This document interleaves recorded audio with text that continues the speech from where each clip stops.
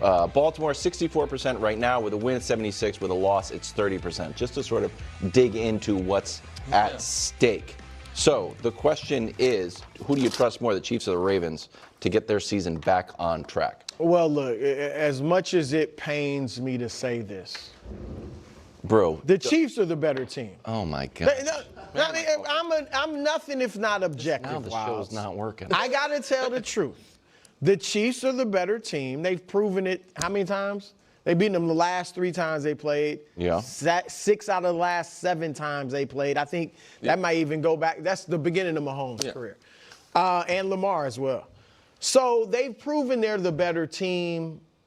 Obviously, Mahomes is having a better season. Even though this isn't your typical Mahomesian year, it's still better than what Lamar is doing right now. So the Chiefs, and if the Chiefs make the playoffs, they will be, I firmly believe they'll be the favorite in the AFC.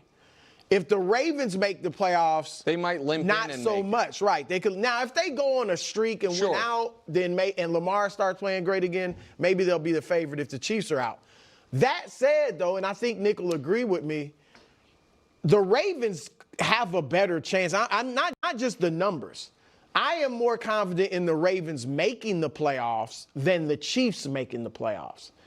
Because just the path. I mean, the Ravens are more likely bad. to get in. The Chiefs are more likely to do damage if they get in. Yes. Is what you're saying. And so here's what I feel about Baltimore, though. The defense is legitimate. I'm not worried about the 32 points they gave up to Cincinnati because in that first half, that defense was great.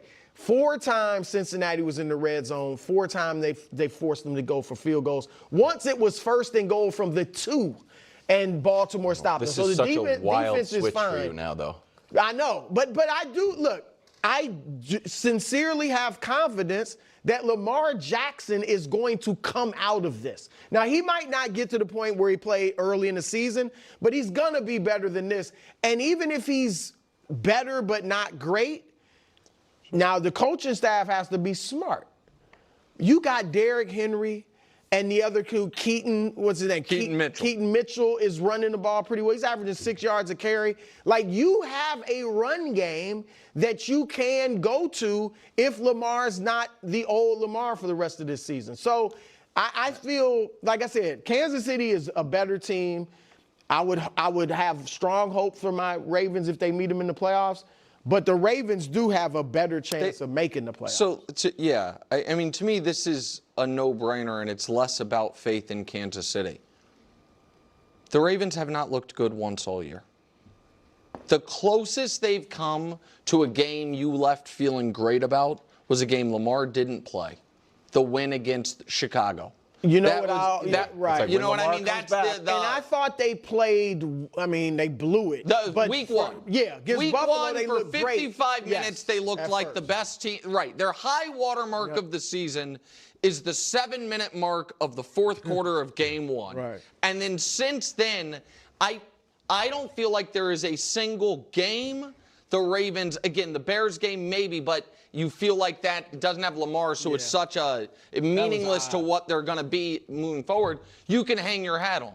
So the Chiefs have a lot of issues that I've talked about, and the third down stuff, the defense, the offense having extended flashes of brilliance, then extended periods of doing nothing, and they right now have 3 starting offensive linemen not practicing. 1 just went to the IR. Not good. Coming up against the Texans, not good. But the Chiefs do have whole games to look to from this season of like, that's when we showed what we could be. Now, what you could be gets you nothing, but at least it's something to hang your hat on. The fundamental truth is this. The Kansas City Chiefs have not exhibited anywhere near the level of dysfunction we have witnessed from the Baltimore Ravens this season. Whatever critiques one may level at Patrick Mahomes and the Chiefs, and there have been valid criticisms regarding offensive line inconsistencies, depleted receiving options, and a defense that, while improved, is not historically elite, their baseline performance, their absolute floor, does not even approach the depths we have seen from Lamar Jackson and the Ravens this year. I emphasize this year. We can discuss mitigating circumstances, injuries to Jackson, a compromised offensive line, broader roster issues.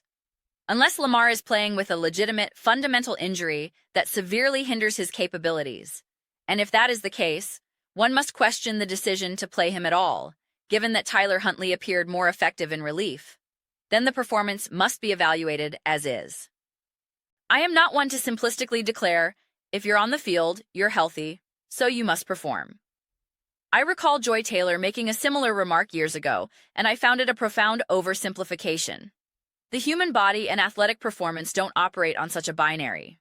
However, the product on the field for Baltimore has been exceptionally poor. Perhaps it is a perfect storm of individual and collective ailments, compounded by a roster that simply isn't meeting expectations. My overarching point is that this Ravens team, even with its challenges, possesses enough talent to at least appear more competent than what they have displayed. Furthermore, while you are all aware of my immense respect for Andy Reid, I firmly believe his offensive scheming and play-calling genius allow him to mitigate issues like a patchwork offensive line or unreliable receivers better than any other coach in the league. By virtue of this, quarterbacks like Justin Herbert, Lamar Jackson, and Josh Allen do not enjoy that same systemic safety net. This context makes what I'm observing from Lamar Jackson all the more disconcerting. I am genuinely taken aback. Watching this Ravens team, my reaction is simply, wow, this is startling. Consider, for contrast, recent Kansas City seasons. Even in years where things weren't perfectly aligned, lacking a stacked roster, relying on a great defense to anchor them, the product never felt this fundamentally broken. This is precisely why I have consistently pushed back against the narrative that Patrick Mahomes is carrying subpar teams to Super Bowls. I have rejected that notion year after year and continue to do so. Some Chiefs fans have misinterpreted this as me denying Mahomes any credit or suggesting he is merely a passenger on a team carried by Reid and the defense. That has never been my argument. Let me clarify this position as unequivocally as possible. What we have observed from Mahomes, even within the context of messy, imperfect team constructions, is a standard of play that looks vastly superior to what we are currently seeing from several other elite quarterbacks and their teams. This season alone, I have both defended Mahomes, explaining the reasons for their early record and maintaining my belief in the Chiefs' legitimacy, and simultaneously critiqued him. I have acknowledged the poorly timed interceptions, the errant throws that contributed directly to losses. The discourse cannot be monolithic. You cannot simply retreat to, what do you want him to do? The O-line is struggling, Rashee Rice was out. That is an incomplete justification.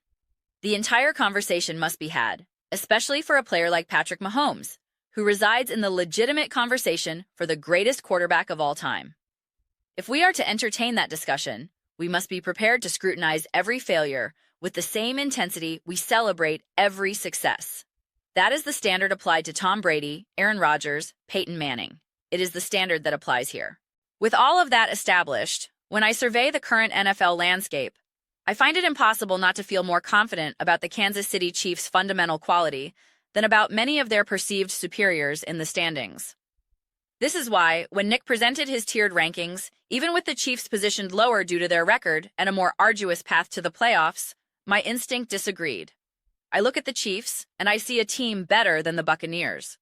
I possess far greater confidence in the Chiefs than in the San Francisco 49ers or the Houston Texans at this juncture. You know I hold the Philadelphia Eagles in high regard, yet I have more faith in Kansas City's capacity to play winning football. Their offense, while not its historically explosive self, does not feel broken in the way others do. That is the critical distinction. Even in their losses, watching the Chiefs does not evoke a sense of hopelessness. You don't conclude they have no chance or wonder what fundamental flaw has infected them. I challenge you to identify a single game this season where that was the legitimate takeaway. The Week 1 loss to the Chargers was a 6-point game, slightly misleading as the Chargers controlled it, yet the possibility of a Chiefs comeback lingered until the end. The loss to the Eagles was a close, hard-fought contest decided by a wild interception. They were blown out by the Ravens. That game was non-competitive from the start, an undeniable low point. Against the Jaguars, a strong case can be made that the Chiefs should have won. My post-game analysis was that Kansas City was the better team. They have decisive wins over the Lions, Raiders, and Commanders. The road loss to the Bills was a competitive 7-point game where Josh Allen needed to be nearly perfect, and Mahomes was uncharacteristically poor, yet they remained within one score. The recent loss to the Broncos, a team many are touting as a top contender, featured an excellent performance from Bo Nix. Mahomes threw a devastating interception. A second was negated by penalty. Yet it still required a last-second field goal to decide the contest. Contrast this with the losses suffered by other contenders. The Ravens have been dominated. The Eagles have looked listless and vulnerable in defeats. The Bills, Buccaneers, and others have had games where the floor completely collapses, blown out by the Dolphins, Bears, or Giants. The Bengals' performance is another reference point. These kinds of comprehensive, non-competitive failures carry significant weight for me. They mean more than the Chiefs blowing out inferior opponents like the Commanders or Raiders. An unimpressive, struggling Eagles performance against the Chicago Bears means a lot. The Ravens being thoroughly outplayed by the Bengals means a lot. Now, nuance is essential. One can argue that Baltimore's loss to Cincinnati involved some fluky elements, bizarre interceptions, a fumble through the end zone. I firmly believe in evaluating games through a complex lens. The probability of such a sequence repeating is low, and Lamar Jackson is unlikely to suddenly commit multiple turnovers every game. It is fair to label that specific loss as somewhat anomalous. However, that assessment holds more water if the team is otherwise playing high-quality football. The Ravens are not.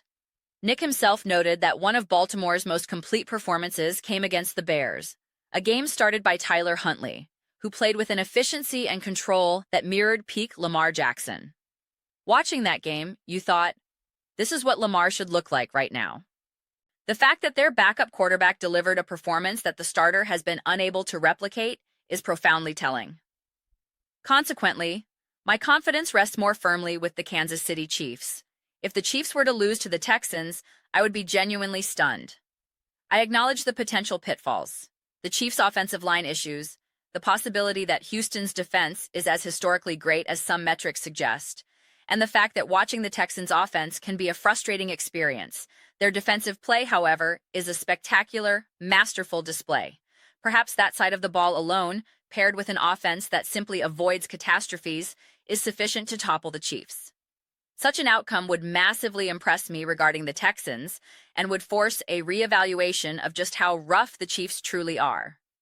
Alternatively, it could signify that Houston's defense is so dominant, it can single-handedly control games. I am intrigued to see that matchup unfold. The popular discourse currently anoints the Dallas Cowboys as the NFL's most dangerous team, a squad that would be favored to win the NFC upon reaching the playoffs. If we accept that premise, then the recent clash between the Chiefs and Cowboys was a potential Super Bowl preview. It was a coin flip game. However, as I emphasized over the Thanksgiving holiday when everyone marveled at the slew of close games, that is the modern NFL. The majority of contests are decided by one score. Therefore, you cannot simply point to a 3-point margin and declare two teams equals. The imperative is to watch how the game unfolds. Was it close due to high-level execution from both sides? Or was it a sloppy, ugly affair decided by mistakes? What is the actual story? When I watch the Chiefs, I do not see bad football. I see imperfect play, but I see that from every team right now.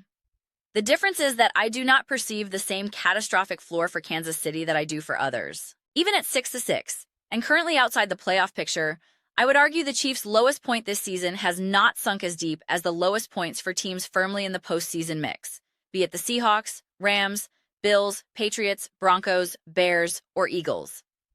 This distinction carries immense weight when projecting playoff viability.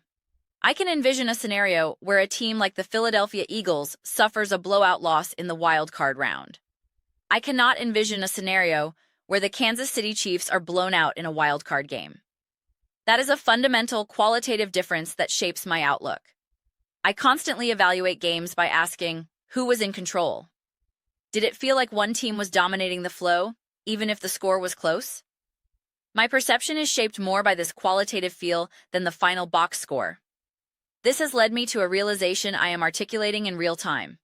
I have always downplayed the significance of a good team dominating a bad team. This is a concept many struggle with.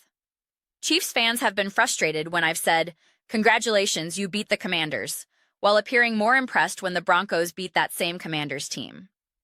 The reason is that I witnessed a significantly higher quality of play from Washington in the latter game, which altered my view of the accomplishment.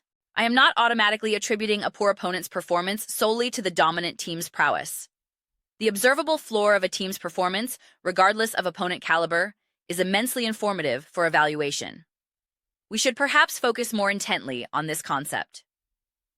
Is it more impressive when a team delivers a blowout, or is it more telling when a team's performance floor is demonstrably low and shaky? It is jarring to witness the Eagles' offense stagnate for entire games, or to see the Packers or Lions completely lose their composure. We can list several contenders who have had such games. We have not seen that from the Chiefs. Not once this season have they submitted a performance where they looked fundamentally incapable or devoid of a pulse. The current situation is indeed peculiar. I do not believe the Chiefs deserve unconditional, automatic deference. They're the Chiefs, so of course they're the best treatment. They must earn that week to week. Yet, if we strip away all external narratives, the legacy of Mahomes, the genius of Reed, the 3 straight Super Bowl appearances, and evaluate solely based on the football they are playing right now, I believe an honest assessment would conclude this is a team executing at a high level of quality. They are simply losing a disproportionate number of close games. This brings me to the Denver Broncos, whom I will discuss in a separate video. Their narrative is built on 9 consecutive comeback victories. This invites a fascinating comparison. How do we weigh a team that consistently needs late heroics against a team like the Chiefs, who have a worse record but have rarely been in a position requiring such dramatics? There is no definitive answer, but it frames the essential challenge of ranking and trusting teams in a parity-driven league.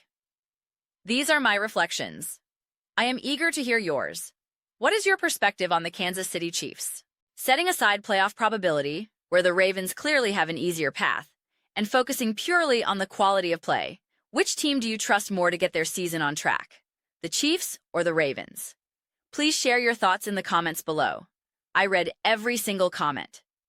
Whether you agree or disagree, let's engage in thoughtful discussion. Let's debate vigorously, but ultimately, let's enjoy the conversation about this compelling sport. If you appreciate this style of nuanced analysis, please consider subscribing. We are cultivating a remarkable community here, focused on connection and shared passion for football, and I would be thrilled to have you participate. Your engagement is what makes this possible. Also, please don't forget to give this video a thumbs up, as it significantly assists with visibility and allows the algorithm to share this discussion with more fans. Thank you so much for your time and engagement. I look forward to connecting with you next time.